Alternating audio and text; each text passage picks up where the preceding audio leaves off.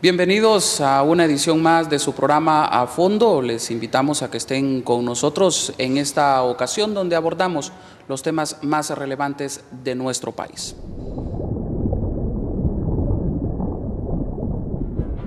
UTV presenta A Fondo. En esta ocasión vamos a conversar con distinguidas invitadas sobre la elección del Comisionado Nacional de los Derechos Humanos en nuestro país, que se llevará a cabo los primeros días del mes de marzo. La intención es profundizar un poco el perfil que debe de llenar el Comisionado Nacional de los Derechos Humanos, no solamente lo que está plasmado en la ley, sino también lo que la moral que debería de tener y otros requisitos que deben de formar parte de una personalidad de esta naturaleza, así como las experiencias que se viven en México y países de Latinoamérica y de Centroamérica, sobre todo en este tema. Les invitamos a que vean esta nota y se informen un poco más. Diferentes organizaciones de la sociedad civil lograron reunir a un grupo de diputados de 6 de las 7 bancadas representadas en el Congreso Nacional, con la intención de conocer los parámetros mediante los cuales se elegirá al nuevo Comisionado Nacional de los Derechos Humanos. Hay muchas dudas, sin embargo no podemos desconocer que el Congreso hoy es muy diferente al Congreso que teníamos antes. Es un Congreso con una amplia participación de diversos partidos políticos. Creo que tienen la oportunidad los diputados de reivindicarse con el pueblo. El pueblo está observando la manera como legislan y estamos confiando. Para los representantes sociales, el nuevo ombudsman debe de ser una persona comprometida con el pueblo, no con los grupos económicos y políticos, por lo que su elección debe de ser de la manera más transparente posible. Se debe someter a cada candidato al escrutinio público, porque recordemos que esa persona, esa mujer o ese hombre serán los defensores del pueblo. También queremos la participación amplia de la ciudadanía en el proceso.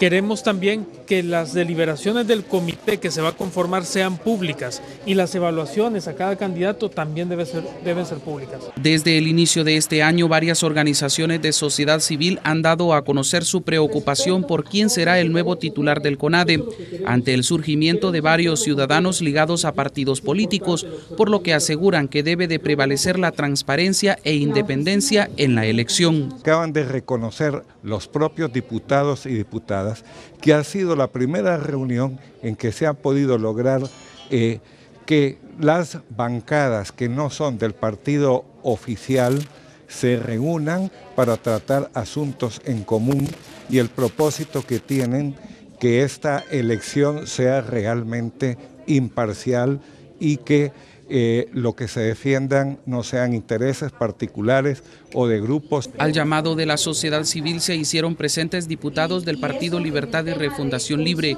Partido Anticorrupción PAC, PINU, Democracia Cristiana, Unificación Democrática y Partido Liberal. Hemos recomendado en la sesión de ayer de Junta Directiva que se recojan principios y mecanismos de control para garantizar que la persona sea no solamente que reúna los requisitos legales, sino que sea una persona idónea para el cargo. Tiene que ser una autoridad en temas de derechos humanos. La elección del nuevo Comisionado Nacional de los Derechos Humanos lo debe de llevar a cabo el Congreso Nacional los primeros días del mes de marzo. Para discutir este tema, profundizar los puntos que ya les habíamos mencionado, tenemos a dos distinguidas invitadas. Se encuentra con nosotros la educadora y socióloga guatemalteca residente en Costa Rica, funcionaria del Instituto Interamericano de Derechos Humanos a cargo del Centro de Documentación desde 1991 e Información Institucional. Ella es Lucrecia Molina. Muchísimas gracias, doña Lucrecia, por estar con nosotros. Muchas gracias a ustedes por la invitación. Es realmente grato estar acá. Muchas gracias. También nos acompaña Alejandra Nuño. Ella es abogada mexicana con una maestría en Derecho Internacional de los Derechos Humanos. Ha trabajado en el Ombudsman de la Ciudad de México y dirigido varias organizaciones de derechos humanos realizando litigio estratégico en México y Centroamérica. Bienvenida también. Muchísimas gracias.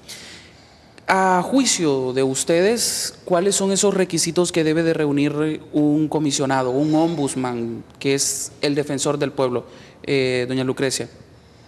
Considero que el ombudsman debe ser una persona independiente, de probada honorabilidad, con una ética que le permita asumir funciones de control del poder y que haga a un lado sus militancias políticas, sus visiones ideológicas, religiosas, sus creencias, para adoptar un comportamiento institucional dirigido a la protección de los derechos humanos de todos los habitantes. A su juicio, ¿cuál debe de ser también ese perfil? No, yo coincido completamente con mi colega Lucrecia, y yo sumaría, simplemente diría, a ver, hay requisitos técnicos para ser ombudsman, ¿verdad? Nadie espera que sea una persona que no conozca de derechos humanos. Tiene que ser una persona que tenga conocimientos probados en materia de derechos humanos. Una persona que dirige esta institución no puede llegar sin esos conocimientos. Pero también tiene algunos, y la ley orgánica acá claramente establece otro tipo de requisitos, pero efectivamente los requisitos personales son los más importantes, precisamente por el origen y por la esencia que es la institución del ombudsman. Y digamos, sumándome a las que ya dijo Luqui, yo diría 3 adicionales. Tiene que ser una persona que escuche, una persona que dialogue y una persona que concilie, ¿verdad? Con esos conocimientos técnicos y con esa personalidad y con esa capacidad es que un ombudsman, un defensor del pueblo, puede no solamente dirigirse al público en general, pero también dar esos insumos a su personal, ¿verdad? Recordemos que el ombudsman es una institución y no una persona. ¿Se han vivido experiencias en sus países donde el comisionado de derechos humanos se elige para proteger grupos económicos y políticos, por ejemplo en México? Bueno, exactamente es para lo contrario, ¿no? En México la experiencia dice que las personas que llegan a las comisiones de derechos humanos son las personas más pobres. O sea, ahí en general ha habido un buen registro para ver quiénes son. Personas pobres que ni siquiera tienen medios de transporte, digamos, un carro, por ejemplo, un vehículo. Por eso es que algunas de las comisiones públicas están muy bien ubicadas en paradas del metro o del bus, porque así es como llega la gente. La mayoría son mujeres que reivindican los derechos de los hombres, sus esposos, sus hijos, otro tipo de personas, ¿verdad? Y personas de las más olvidadas dentro de la sociedad y de las más discriminadas dentro de la sociedad.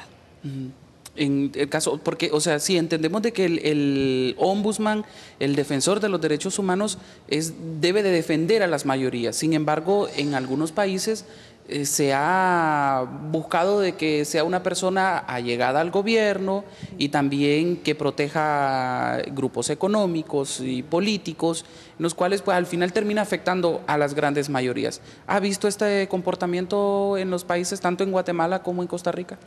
Considero que en Guatemala el ombudsman anterior, el señor Sergio Morales, también tuvo una primera etapa en la que se apegó en la medida de sus posibilidades y capacidades éticas, morales, etcétera, a un mandato independiente y de protección. Pero para la reelección, este señor pactó con partidos políticos dentro del Congreso, con sus representaciones en el Congreso, para que lo nombraran nuevamente ombudsman. Y además, al parecer, tenía aspiraciones presidenciales. Entonces, eso disminuyó muchísimo su papel de protección. Por supuesto, casi anuló su independencia como magistrado de conciencia, como el órgano de poder que controla al poder estatal, puesto que ya él estaba en una gran coincidencia de intereses con los partidos en el gobierno.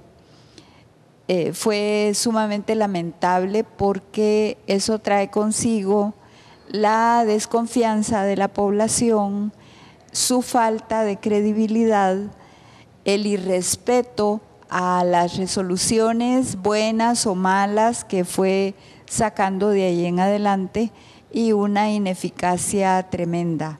El señor salió de ahí absolutamente desprestigiado.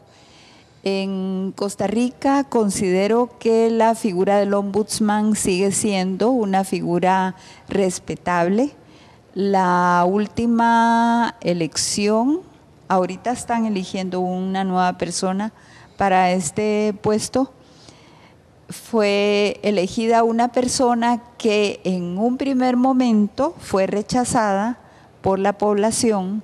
Se la vio, su nombramiento se vio como producto de componendas y de su cercanía al partido en el poder, pero ella y su equipo lograron desmarcarse de ese origen dudoso y realmente ha cumplido un buen papel. Se ha enfrentado a los poderes económicos, ha dictado resoluciones en contra de instituciones estatales para que rindan cuentas o corrijan el rumbo de sus actuaciones, etcétera. Entonces, considero que la Defensoría de los Habitantes en Costa Rica mantiene un alto nivel o recuperó un alto nivel de credibilidad y de confianza de parte de la población. ¿Ha ido mejorando entonces? En realidad no ha empeorado, no ha empeorado. Ha habido mejores ombudsman, otros no tan buenos, pero no es la situación que se ha dado en Honduras o que se ha dado en Guatemala, por ejemplo, de un franco deterioro de la institución.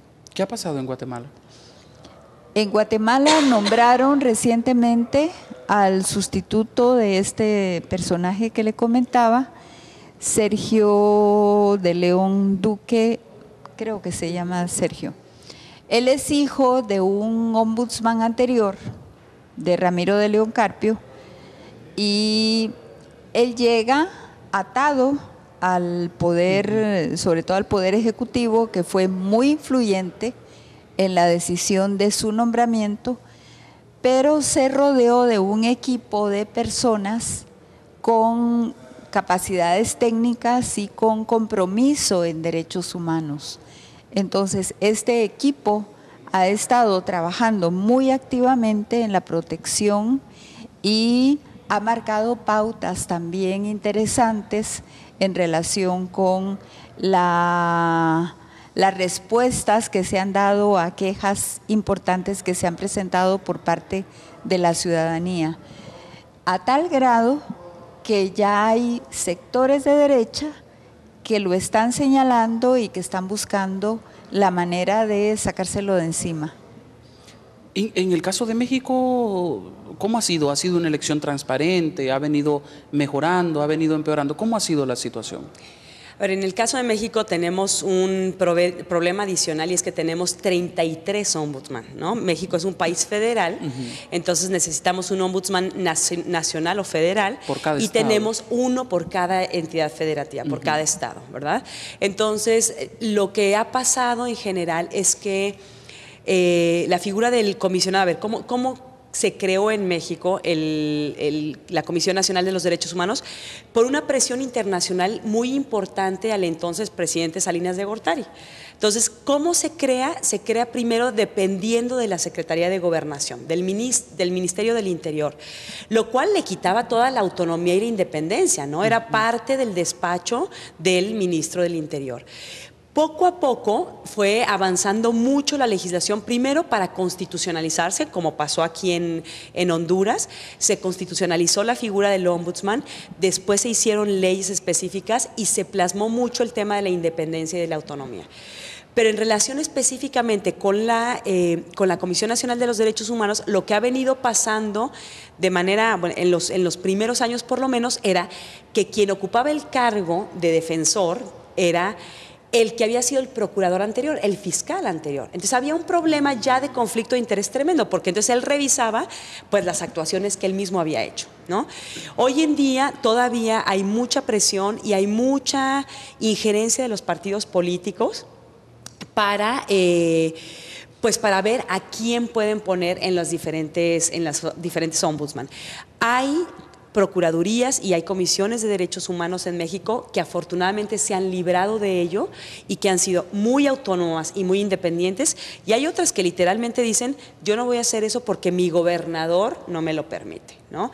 Y en América Latina es algo similar, ¿no? En América Latina vemos en Nicaragua, nuestro vecino, que desafortunadamente sigue siendo un ombudsman, un procurador, que está avalado simplemente por un decreto presidencial que le da el mandato de seguir continuando en su poder, aunque ya terminó su mandato, ¿no? Sigue siendo un gran reto en América Latina la autonomía y la independencia de los defensores o defensoras de los habitantes del pueblo o de los ombudsman. A ustedes que les ha tocado estar de cerca con toda la situación que ocurre en el área centroamericana, el caso de Honduras, ¿cómo lo analizan ustedes?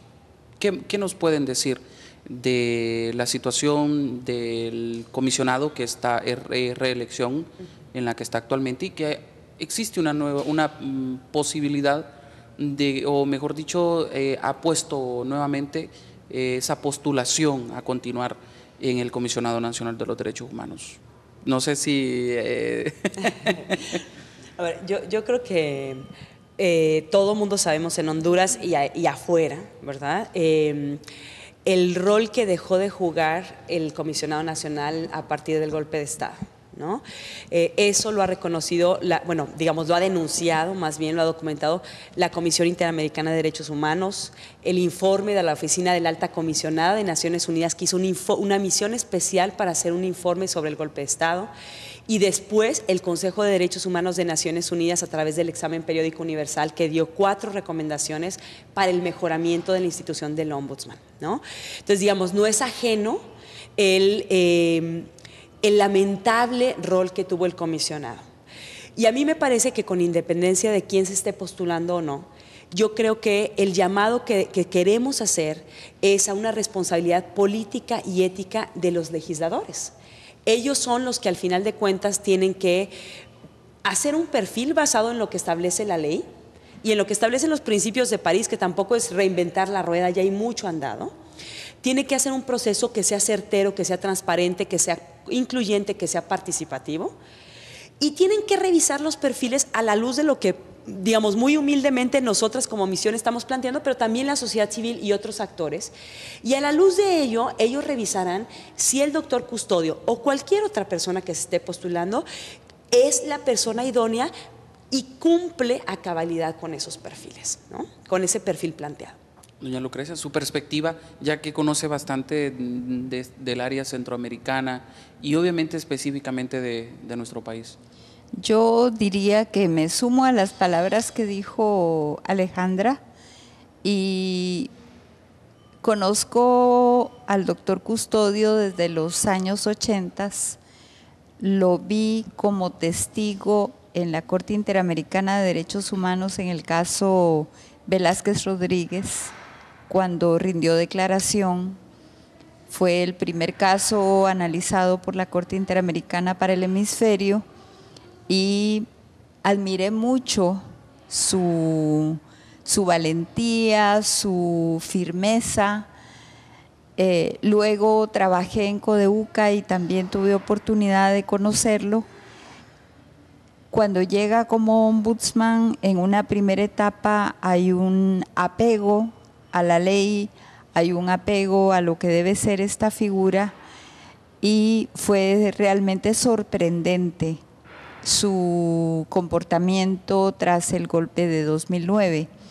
Creo que esta es una oportunidad para que, como decía Ale, la legislatura tome en cuenta toda una serie de parámetros y principios para elegir a una persona adecuada que le devuelva a esta institución no solamente las funciones, sino también las capacidades para recuperar el espacio que se perdió en la protección, la confianza ciudadana, la credibilidad, la fortaleza que debe tener una institución de este tipo frente a los poderes fácticos, porque esa es una situación que afecta no solamente a Honduras, también en Guatemala la institución del ombudsman se ve disminuida pese al papel tan importante que tiene y al rol que debe cumplir en un país donde se siguen violando los derechos humanos cotidianamente, se ven achicadas, disminuidas, como perdidas en un paisaje en donde florecen todo tipo de iniciativas de poder legales e ilegales que se constituyen en amenazas contra el papel del ombudsman,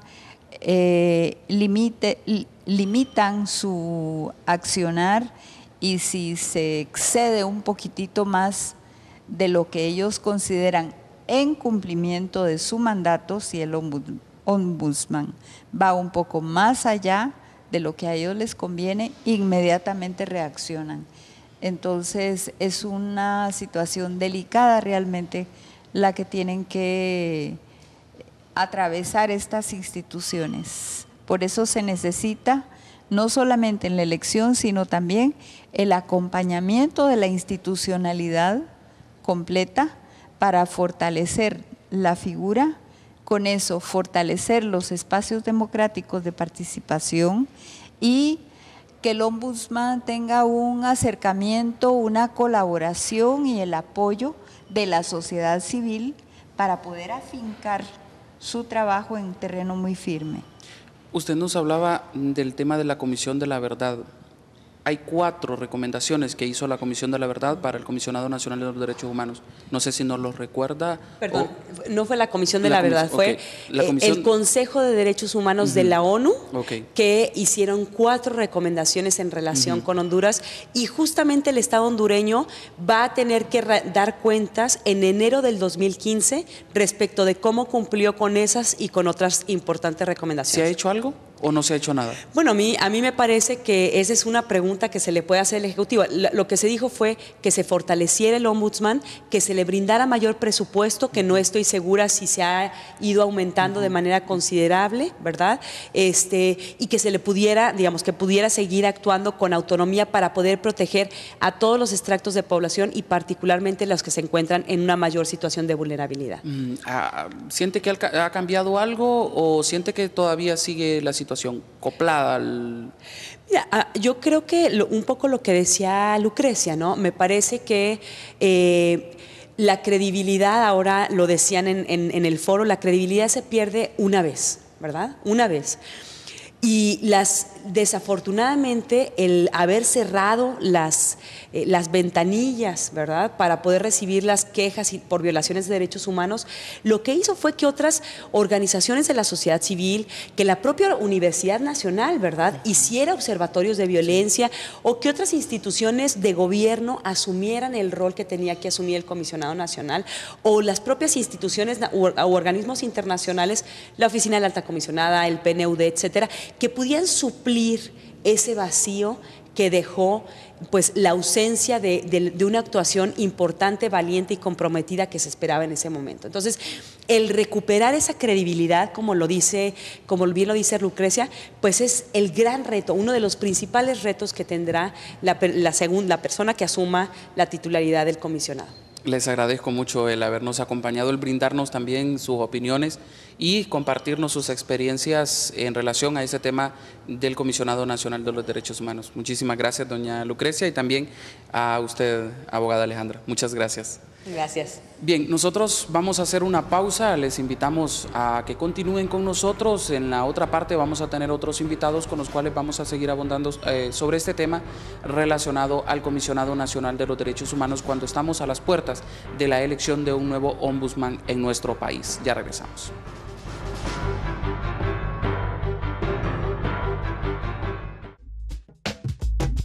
Mira la pizarra, Mira la maestra, la palabra. la Mira pizarra, niños en la escuela. la maestra. Niños en la escuela, niños Mira en la ventana, mira cómo crece el muro. muro. Los ladrillos que construye, ¿quién construye los ¿Quién ladrillos? construye los ladrillos? ¿Quién? ¿Quién?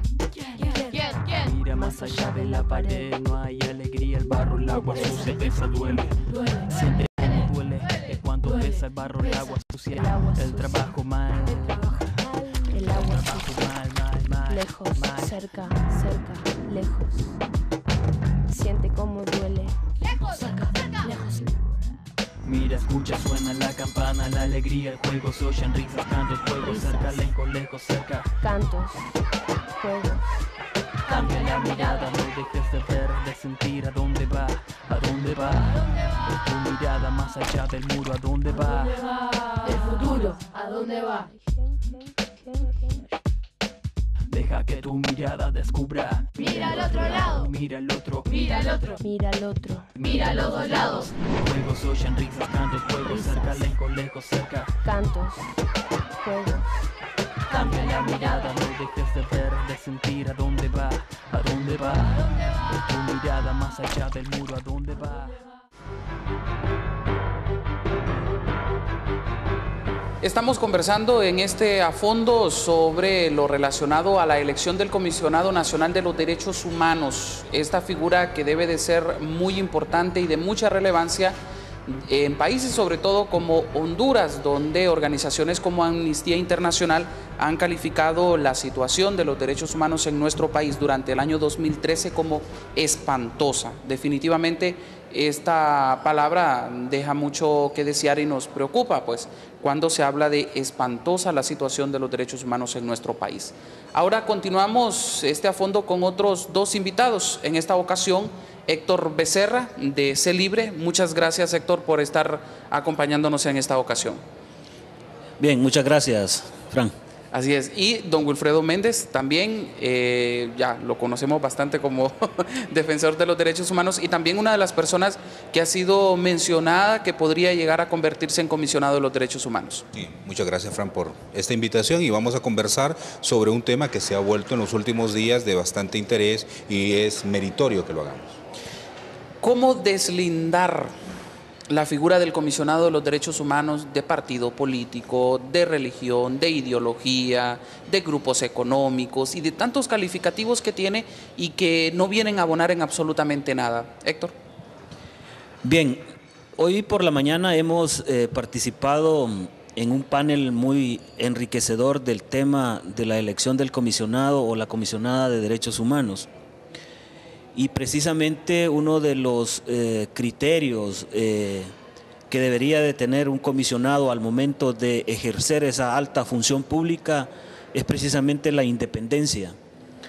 Y esa independencia, decían los expertos en materia de derechos humanos que nos acompañan en esta mañana, parte del hecho de no responder, por ejemplo, a los intereses partidarios, pero también no responder a intereses de grupos económicos en el país, o incluso se mencionaba a responder a los intereses de la etnia a la cual se pertenece, o del grupo social al cual se pertenece, o al grupo de amigos con el cual convivimos durante nuestra vida. Y eso es sumamente importante porque es que el defensor del pueblo debe ser una persona tolerante que ante las demandas de justicia por violaciones a los derechos humanos debe atender a todos los ciudadanos y ciudadanas por igual.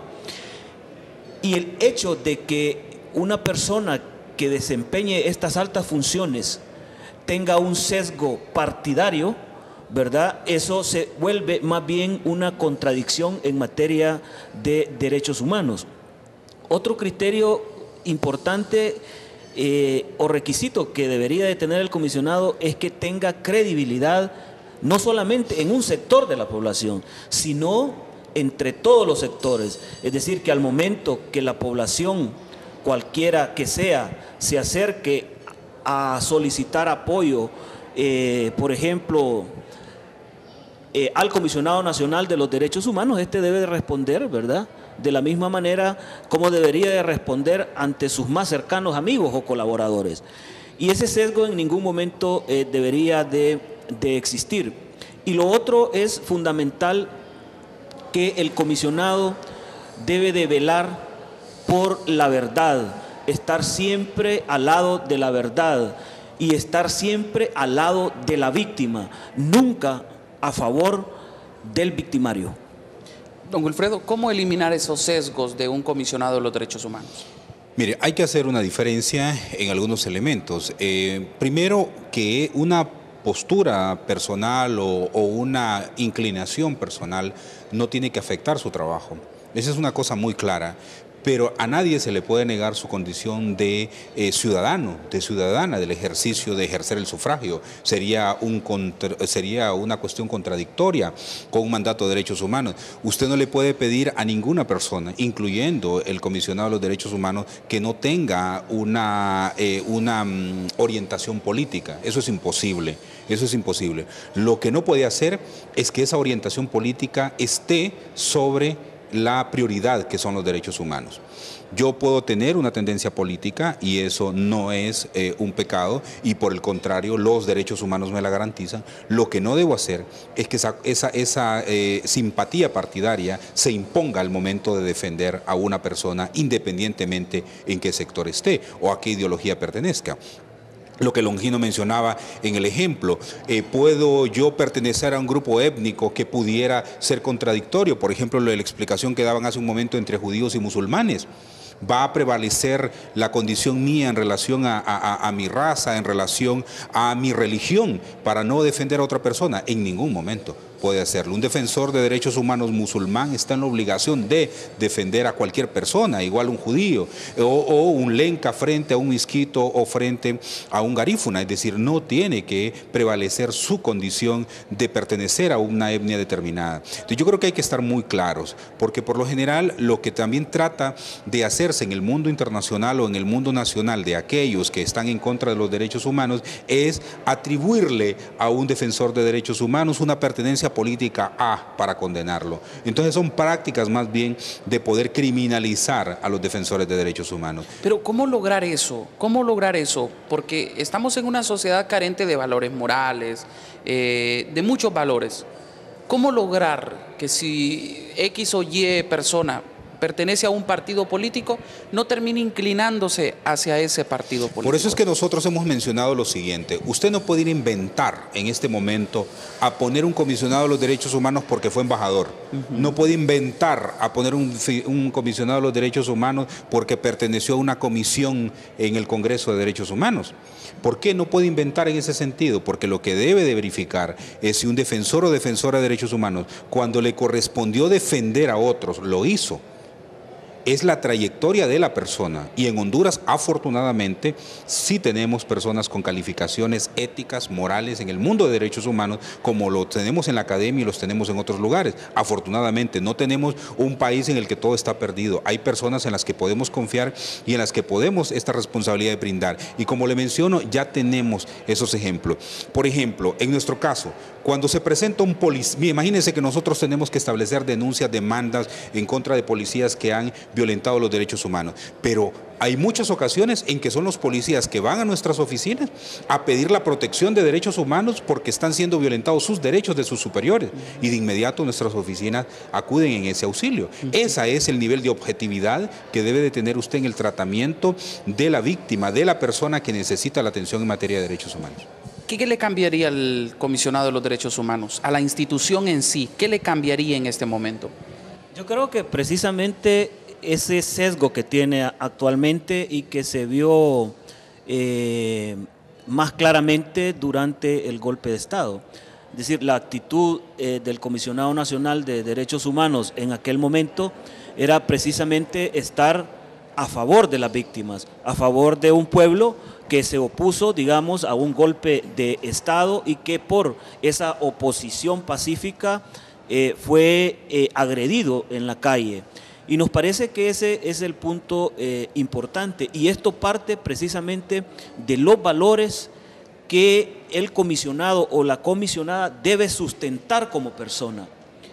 Porque, es decir, como decía Wilfredo, por ejemplo, en el caso nuestro, que somos defensores de la libertad de expresión, no podemos defender la libertad de expresión con sesgos. Nosotros hemos levantado cualquier cantidad de denuncias a nivel nacional e internacional por violaciones a la libertad de expresión, indistintamente del periodista, sea hombre o mujer, que ejerce la profesión en Honduras, e indistintamente al partido político al cual él pertenece o con el cual simpatiza, o indistintamente del medio de comunicación al cual pertenece. Y ese es un valor intrínseco en materia de defensa y promoción de los derechos humanos que no se adquiere, ¿verdad?, en una comisión del Congreso Nacional o haberse postulado como candidato a la presidencia de la República. Se adquiere en la defensa misma del derecho, en la práctica, ¿verdad?, por la defensa de los derechos humanos en cualquier país del mundo. Don Wilfredo, ¿qué le cambiaría al comisionado de los derechos humanos? Usted es uno de los nominados, si logra ese consenso, ¿qué cambiaría? Bueno, en principio el Congreso debió haberlo cambiado al comisionado actual hace días, ¿no? Eso es lo primero que hay que hacer. Mire, una de las cosas que creo que hay que recuperar, o más que cambiar, es el hecho, primero hay que abrir las puertas del comisionado al pueblo, que se le cerraron, como menciona Longino. Imagínese usted el defensor de derechos humanos defendiendo a los victimarios y no a las víctimas. Ese es un contrasentido absoluto. Por lo tanto, sí hay que hacer cambios importantes en lo que hasta ahora ha hecho el actual comisionado. Abrir las puertas al pueblo, establecer una agenda en relación a los problemas estructurales y a los problemas coyunturales. Tratar de inmediato, con la urgencia necesaria, las violaciones a la vida que se han dado en el marco de la represión por parte del Estado. De las propias entrañas ha nacido la violencia en contra de las personas. Ese es un elemento importante, pero también tiene que tener una agenda clara y precisa en relación al tema de salud, al tema de educación, al tema del trabajo, a la atención a la juventud, a la niñez, a la mortalidad materna, a la mortalidad infantil, a los embarazos en adolescentes. La agenda del Comisionado de los Derechos Humanos es una agenda muy grande y muy fuerte. Por lo tanto, habrá que rescatar también la agenda de derechos humanos, habrá que rescatar la propia institucionalidad de los derechos humanos y tiene que convertirse en un referente muy importante ético, nacional e internacional. Pero también recuerdo una cosa, el comisionado de los derechos humanos o las organizaciones de derechos humanos o los derechos humanos fueron instituidos para evitar el abuso del Estado, por eso solo el Estado puede violar derechos humanos, para eso se constituyeron los derechos humanos, pero se constituyeron también para que la gente goce de sus derechos fundamentales, es decir, en dos vías, para defenderlo frente a los abusos y para que goce de esos derechos. Por lo tanto, hay que defender frente al abuso, pero también hay que buscar que se goce, por ejemplo, que las personas cuando ya llegan a la tercera edad tengan un retiro adecuado y pertinente, digno y humano, tengan una seguridad social que les dé un tratamiento adecuado y pertinente. Entonces, como ve, hay una agenda que hay que rescatar también frente a la propia institucionalidad. Otra cosa que preocupa es que el comisionado depende de fondos del Estado, casi en su totalidad. Hay un buen porcentaje que el Estado lógicamente da, depende de la capacidad de gestión del comisionado de los derechos humanos, pero esa desventaja que se miraría en la dependencia de los fondos está, digamos, en alguna medida protegida por la ley cuando le da el nivel de autonomía, cuando le da ese nivel de independencia, cuando le da... Mire, es que es un caso interesante el comisionado no le debe obediencia a nadie, ni al Congreso, ni a la Presidencia de la República, ni a la Corte. Tiene la capacidad incluso de interpelar a cualquier funcionario público, puede a personarse en cualquier lugar, puede acudir a cualquier cárcel, puede ir a cualquier centro militar y decir aquí estoy y me da la información que requiero. El comisionado de los derechos humanos tiene un nivel de independencia muy grande y eso es muy importante dejarlo establecido. Si bien es cierto, tiene esa debilidad, por decirlo de alguna forma, pero no está supeditado, depende de la actitud del comisionado. Y otro elemento muy importante es que hay que recordar que la cooperación internacional ha colaborado muchísimo con el comisionado de derechos humanos. Que en este momento no tenga ayuda de la cooperación internacional por su actitud, esa es otra cosa. ¿Ha perdido esa independencia el comisionado de los derechos humanos? Totalmente. Hemos hablado claramente de que durante el golpe de Estado el comisionado se parcializó con un sector y al hacerlo perdió total independencia. Pero a esta altura que ya pasó todo lo del 2009, que estamos tratando de olvidar todo eso, ¿sigue esa dependencia o no?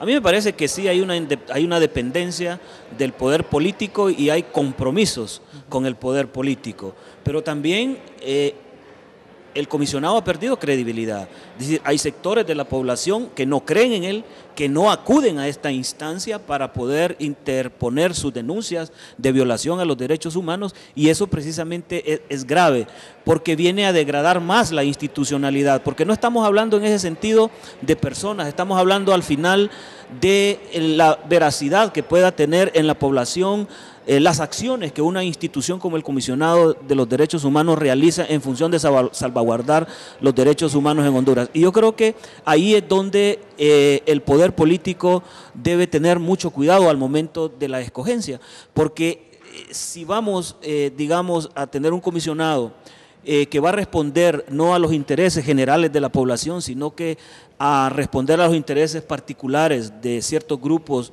de poder en el país, entonces estaríamos cayendo en la misma situación. Yo he oído comentarios como, por ejemplo, que necesitamos un comisionado que en las instancias internacionales hable sobre lo bueno que sucede en el país. A mí me parece que esa apreciación es correcta, ¿verdad? Es decir, cuando el gobierno de un país hace acciones importantes para fortalecer los derechos en Honduras, por ejemplo, el comisionado debe felicitar a esos gobernantes que están haciendo este tipo de acciones. Pero como decía Wilfredo, ¿verdad?, el comisionado debe ser un contrapeso ante las arbitrariedades que los estados cometen en materia de violación a derechos humanos. Así es. Vamos a hacer una pausa. Al retornar vamos a hablar sobre el comisionado de los derechos humanos, los candidatos y el Congreso Nacional. ¿Qué perfil hay en el Congreso Nacional? ¿Qué se avisora en el Congreso Nacional para la elección de un comisionado de los derechos humanos? Ya regresamos, continúe con nosotros.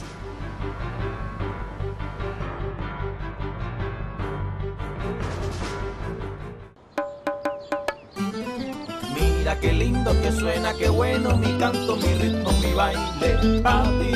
Oye bien, pa' que tú lo goces así. Mira muchacho, yo te digo, esto es así. Óyeme chico, mira bien, tócala así. Ajá. Mira qué lindo que suena, qué bueno mi canto, mi ritmo, mi baile pa' ti.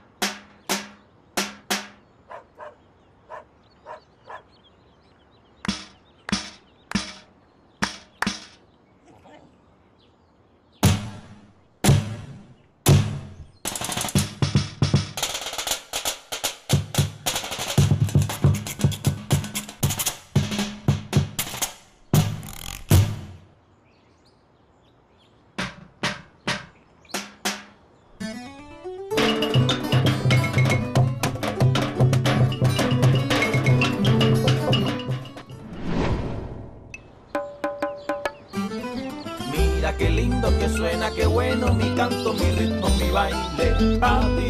Oye bien, pa' que tú lo goces así.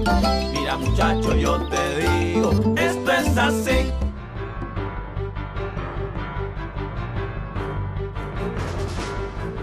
Gracias por continuar con A Fondo. Estamos abordando el tema relacionado al comisionado de los derechos humanos. Como ustedes saben, en este mes de marzo debe de quedar electo ya el nuevo ombudsman de nuestro país. ¿Cómo avisoran, cómo ven ustedes en el Congreso Nacional la posibilidad de que se elija a un ombudsman independiente, que llene esos requisitos, que no esté acoplado a ningún poder económico, político, religioso, de ninguna naturaleza? ¿Cómo ven ustedes en el Congreso Nacional, don Wilfredo? Así como lo plantea, parecería difícil, ¿verdad? Poder obtener un comisionado en relación a la trayectoria política que se ha tenido y la conducta, digamos, que ha tenido el Congreso de la República. Lo que pasa es que estamos frente a una coyuntura distinta que vale la pena proponer. Ahora vale la pena proponer, ahora vale la pena dar la pelea.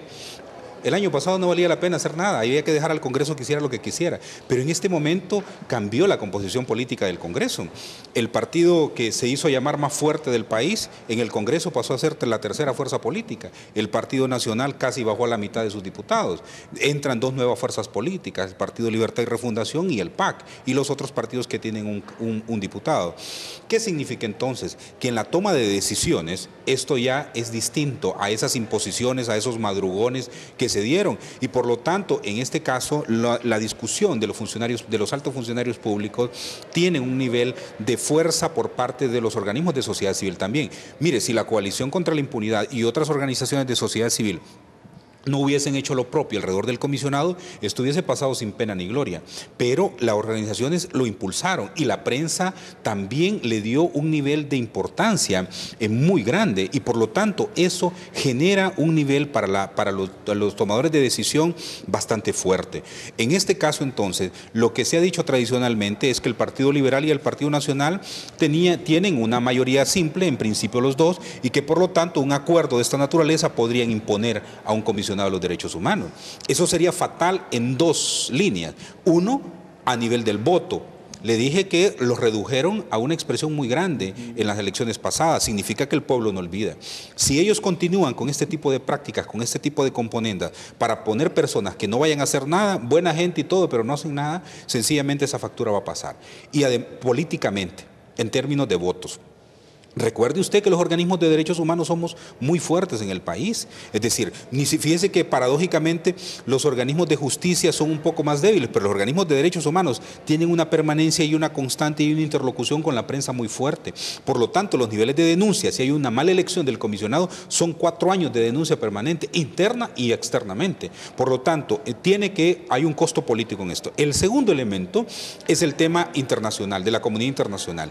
Si hay una elección que no sea ajustada a los principios, valores y lo que se espera de la población, y no es un defensor de derechos humanos quien se elige ahí, el impacto ante la comunidad internacional es muy grande. El nivel de aceptación y de puertas que queremos que se abran en la comunidad, pues seguirán entonces cerradas. Por lo tanto, lo que el presidente de la República ha dicho la semana pasada, de que hay que tener mucho cuidado en la elección del comisionado, porque tiene un impacto directo ante la comunidad internacional, ese es otro elemento que pesa mucho. Por lo tanto, políticamente se les ha complicado en el Congreso de la República para poder imponer un candidato por una vía de alianza entre el Partido Liberal y Nacional. Por lo tanto, el papel que el PAC y el papel que juegue el Partido Libre ahora suele ser muy importante en esta discusión. La voz que puedan levantar con fuerza los partidos que tienen un diputado en el Congreso también es representativo porque representan un partido. En este caso, entonces, como debe ser, un Congreso deliberando, un Congreso discutiendo, un Congreso buscando perfiles, buscando la mejor opción. Ese es el Congreso que hemos querido ver durante mucho tiempo y que creo que en este momento el ejercicio del comisionado lo está poniendo en esa dimensión. Héctor, en base a esto, ¿hay esperanzas de un comisionado de los derechos humanos independiente? Bien, yo quisiera ser un pesimista positivo.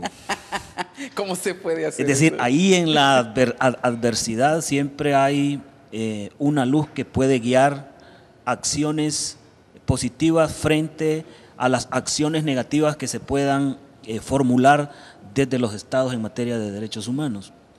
Y yo creo que el hecho de haber puesto en el tapete público el tema del comisionado ya de por sí es una ventaja, digamos, y una ganancia para el pueblo hondureño.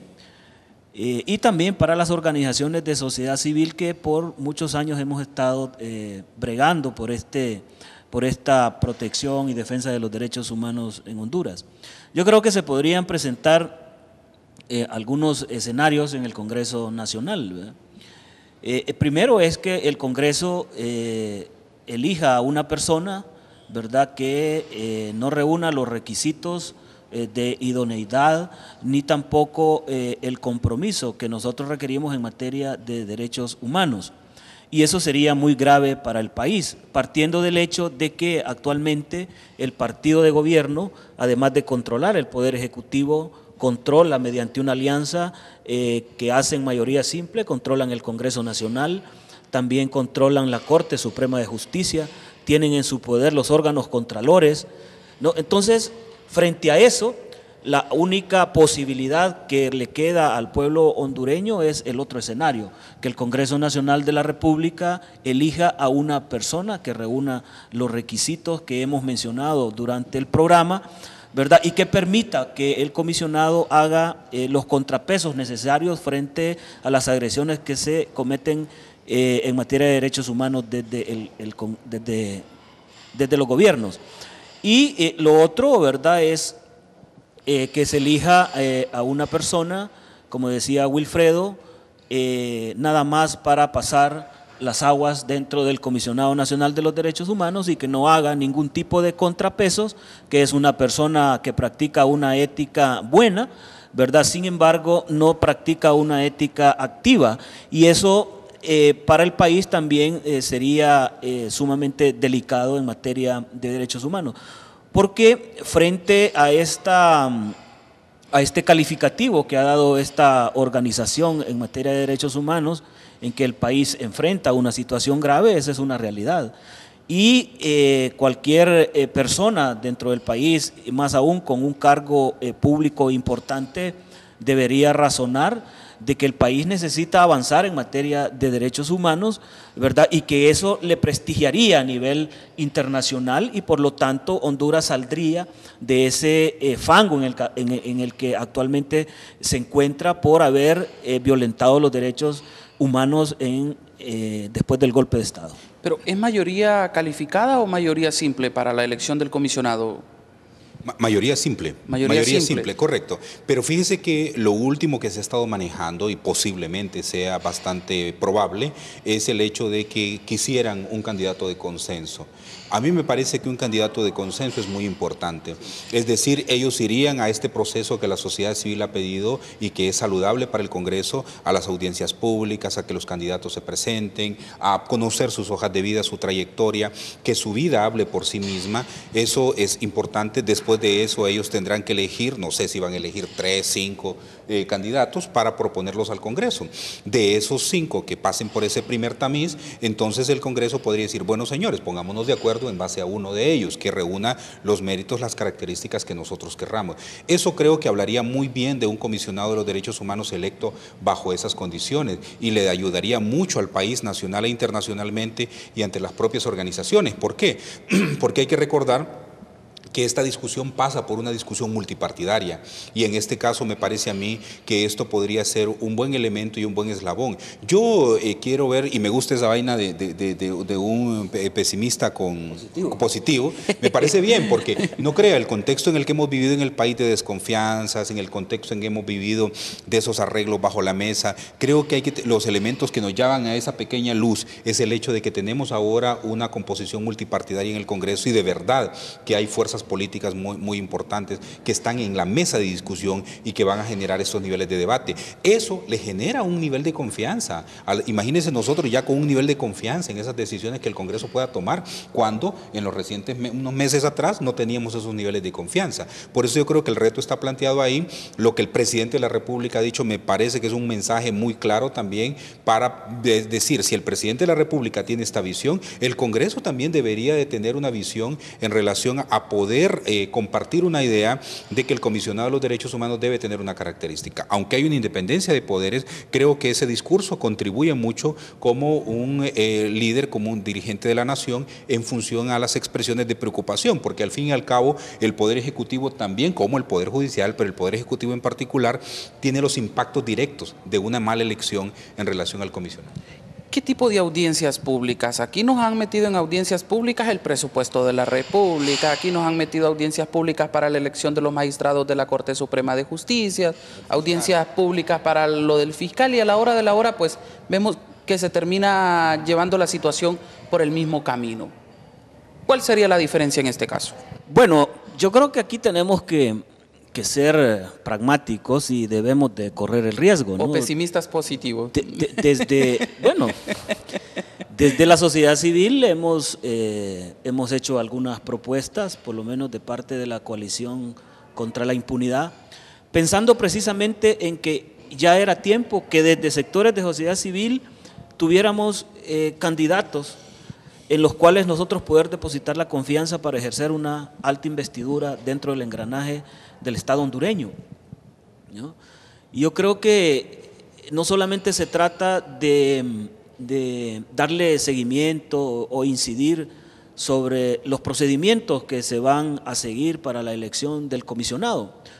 Como dice usted, al final el poder político siempre se impone, pero volvemos aquí al término de ser pesimista positivo, ¿no? Y nosotros esperamos entonces que la población hondureña, ¿verdad?, si se establecen las audiencias públicas, pueda asistir contundentemente a valorar, ¿verdad?, a la persona que está aspirando a este cargo de Comisionado Nacional de Derechos Humanos, ver su experiencia, ver su compromiso con los derechos humanos, valorar su ética pública, valorar su ética privada, ¿verdad?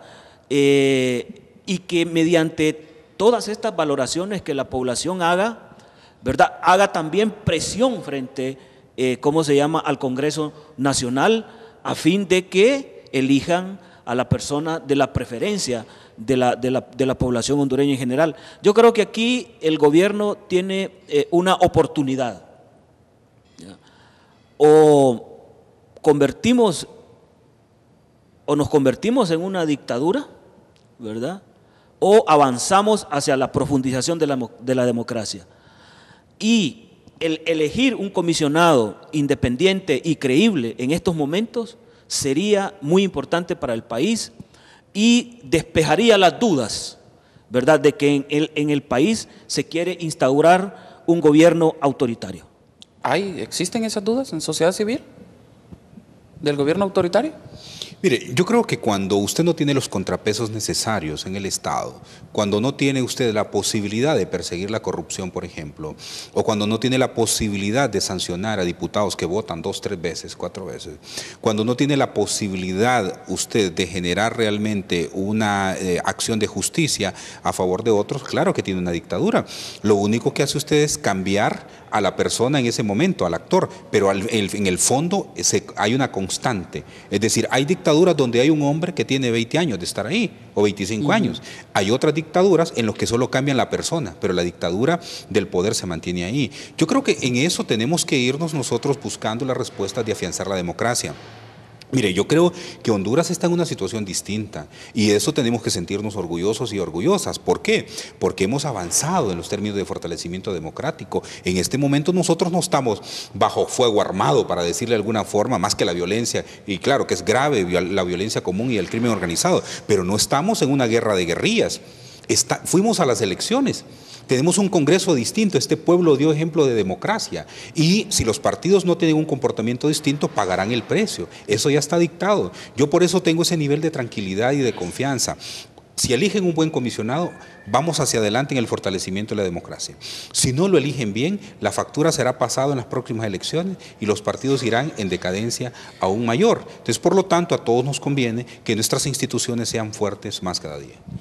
Vamos ya concluyendo porque estamos cerrando ya este espacio. Amnistía Internacional califica de espantosa la situación de los derechos humanos en Honduras. ¿Es ahí donde debe de concentrarse el gobierno? ¿Es ahí donde debe de concentrarse el nuevo comisionado de los derechos humanos? Yo creo que el comisionado, como hemos expresado acá, hace el contrapeso frente a las agresiones que se cometen dentro de los gobiernos en materia de derechos humanos, ¿verdad? Y él hace las denuncias respectivas, pero también interactúa con el gobierno, ¿verdad?, a fin de hacerle ver los errores que se están cometiendo en materia de derechos humanos en el país. Y por lo tanto, entonces, la función del comisionado precisamente es tratar de que el gobierno tome esa conciencia a fin de disminuir, ¿verdad?, esas agresiones contra la población hondureña que violentan derechos humanos de manera general. Y eso definitivamente es una de las funciones más importantes que el comisionado debe realizar, porque al final es un intermediario entre el ciudadano y el Estado en materia de derechos humanos. Quiero agradecerles por habernos acompañado durante esta otra etapa del programa Fondo. tanto a Héctor como a usted, don Wilfredo, y obviamente pues esperamos que la elección del nuevo comisionado de los derechos humanos se haga en el marco de la transparencia, en el marco de la independencia que debe de tener este organismo en defensa de los derechos humanos de la población hondureña. Solo quiero despedirme leyéndoles esta parte de lo que daba a conocer Amnistía Internacional. La situación de los derechos humanos en Honduras es espantosa y el futuro del país pende de un hilo, expresó Guadalupe Marengo, directora adjunta del Programa para América de Amnistía Internacional. Gracias por habernos acompañado. Lo invitamos para la próxima emisión de su programa A Fondo.